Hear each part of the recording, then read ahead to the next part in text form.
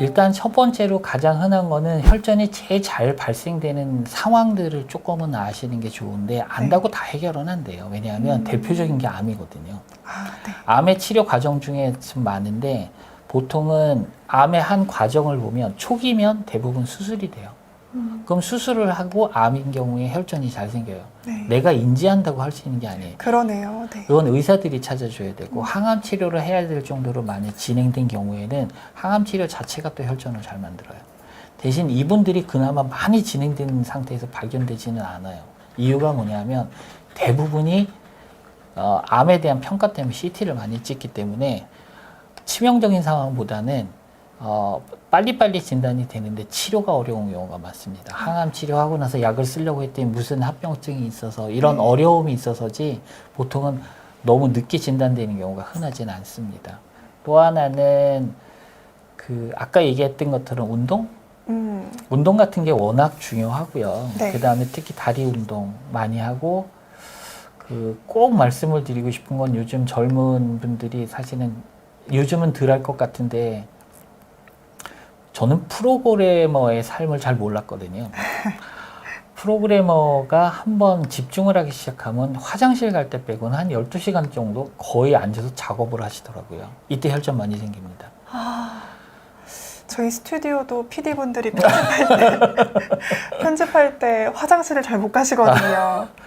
꼭 움직이라고 말씀드려야겠네요. 그럴 때 사실은 전 도움이 된다면 그냥 50분에 10분 정도 생각을 하면 좋겠는데 그냥 그거예요. 우리가 이코노미 클래스 증후군이라는 게 있거든요. 그게 혈전이거든요. 그러니까 6시간 이상 장거리 여행을 할 때 다리를 움직임이 없이 가만히 있으면 혈류가 흐름이 별로 없어요. 그때 혈전이 생기는 걸 우리가 이코노미 클래스 증후군, 그 다음에 PC방 증후군도 뭐 이제 게임할 때 너무 집중하다가 흐름이 없어서 혈전이 생기는 그 병을 일부러 그렇게 부른 거예요. 그만큼 혈류 흐름이 제한되는 경우에 문제가 생길 수 있다라는 거죠. 그러면 우리가 비행기를 탔을 때 앉았다가 50분 앉았다가 그 복도에 10분 나와서 발 뒤꿈치를 들었다 놨다 하는 거예요. 네. 그러면 실제로 그 근육이 수축하는 과정에서 혈류 순환이 좋아집니다. 그래서 뭐 6시간 동안 안 움직이고 하는 게 진득하니 좋은 게 아니라 혈전에서는 나쁠 수 있으니 50분에 10분 정도는 다리의 근육을 풀어주고 계속 일을 하셨으면 좋겠다. 그렇죠? 알겠습니다. 근데 여성분들 피임약 복용할 때 부작용으로 혈전 위험 이런 게 써 있기도 해요. 네네. 이런 거는 그러면 피임약을 안 먹어야 되는 걸까요? 사실은 피임약은 우리나라는 피임약을 먹는 것도 아니에요. 아, 그래요? 네, 해외에는 어마어마하게 먹고요. 네. 실제로는 15세부터 코호트라는 게 다 분석이 되고 국가가 이걸 다 분석을 합니다. 그만큼 많이 먹고요. 어마어마한 숫자가 먹고 있는데 우리나라는 사실은 먹고 있긴 하고 많은 사람들이 먹고 있긴 한데 우리는 4세대 피임약을 제외하고는 나머지는 약국에서 살 수가 있고 4세대부터는 아마 처방전을 받아야 살 수 있을 거예요.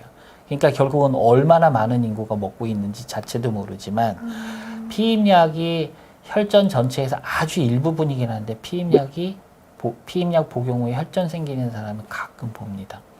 근데 이번에도 분석을 한번 해봤는데 놀랄 만한 건 피임약으로 복용한 사람은 별로 없고요. 네. 이상자궁 출혈로 먹은 사람이 제일 많아요. 그러니까 뭐냐면 이제 자궁 출혈이 생기면 그 지혈을 시키기 위해서 피임약을 쓰면 지혈이 되거든요. 네. 근데 그때 먹고 혈전이 생기는 사람들이 생각보다 많습니다. 그래서 제가 이제 선생님들이랑 많이 얘기를 해봤는데 혈전에 대해서 설명들을 다 해주셨더라고요. 혈전이 발생할 수 있습니다. 근데 환자들이랑 인터뷰를 해보면 환자는 들은 바가 없다고 그래요. 이 차이가 뭔가 봤더니 그거더라고요. 혈전이 생겼다고 하는데 환자 입장에서 혈전이 생기면 뇌 증상이 뭔지를 몰라요. 잘. 약간 차이가 있더라고요. 그래서 제가 자꾸 강조하는 거.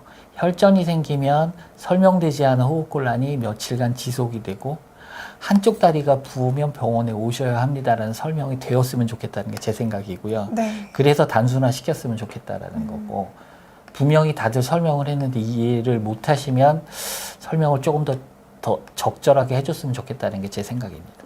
그렇죠. 네. 그냥 혈전이 생길 위험도 있습니다라고 하면 보통은 나는 아니겠지 이런 마음으로 그쵸. 그냥 흘려들으시기도 네, 그쵸. 하고요. 네. 그래도 오늘 이렇게 확실하게 증상 짚어주셨으니까 오늘 시청하시는 분들은 꼭 정맥 혈전의 증상에 대해서 인지하고 계시면 좋을 것 같습니다. 하지만 분명한 건 젊은 사람은 사실은 피임 목적으로 먹어도 잘 안 생기지만 나이가 많을수록 피임약을 먹으면 혈전이 더 많이 생깁니다. 특히 40, 50대 많이 생기거든요. 근데 그분들이 그때 피임을 하는 목적이 아니에요. 똑같은 피임약을 먹는데 그때는 이상작용 출혈 때문에 먹는 거지. 그러니까 남들이 볼 땐 피임약이고 그러네요. 네. 그분한테는 치료제거든요. 그게. 알겠습니다. 네. 이제 이해가 확실히 됐습니다.